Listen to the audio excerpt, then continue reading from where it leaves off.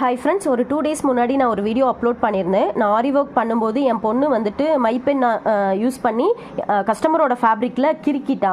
அதை நான் எப்படி ரிமூவ் பண்ணேங்கிறதுக்கு ஒரு வீடியோ போட்டிருந்தேன். அதில் வந்துட்டு நான் டெட்டால் யூஸ் பண்ணி அந்த ஸ்டெயினை ரிமூவ் பண்ணேன். ஓகேங்களா?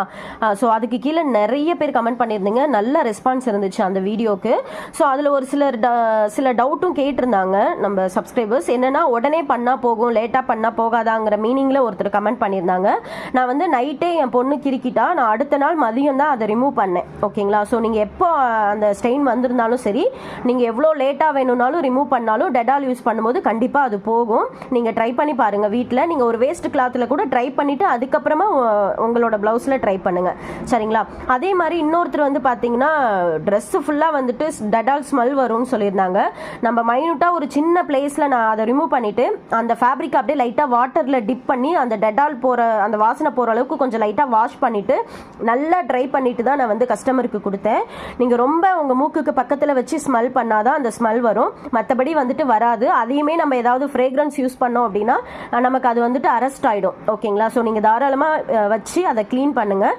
நெக்ஸ்ட் வந்து பார்த்தீங்கன்னா, இதே மாதிரி டவுட் வந்துட்டு கெரோசின் யூஸ் பண்ணி நம்ம ட்ரேசிங் பவுடரில் மிக்ஸ் பண்ணி ட்ரேசிங்லாம் பண்ணுவோம் பார்த்தீங்களா? ஸோ அப்போவுமே இந்த மாதிரி டவுட் நிறைய பேர் கேட்பாங்க. ப்ளவுஸில் வந்து கெரோசின் ஸ்மெல், அதாவது மண்ணெண்ணெய் ஸ்மெல் வராதா அப்படின்னு சொல்லிட்டு கேட்டிருக்காங்க. கண்டிப்பாக வராது. மண்ணெண்ணெய் வந்து சீக்கிரமாக எவாப்ரேட் ஆகிடும். ஓகேங்களா? ஆவியாகி வெளியே போயிடும். ஸோ அதனால் அந்தோட லிக்யூட் வந்து பார்த்தீங்கன்னா ஃபேப்ரிக்கில் இருக்கிற வரைக்கும் தான் அந்த லைட்டான அந்த ஸ்மெல் வரும். அது எவாப்ரேட் ஆகி நல்லா ட்ரை ஆகிடுச்சுனாலே அந்த ஸ்மெல் சுத்தமாக போயிடும். நீங்கள் பயப்படாமல் யூஸ் பண்ணலாம்.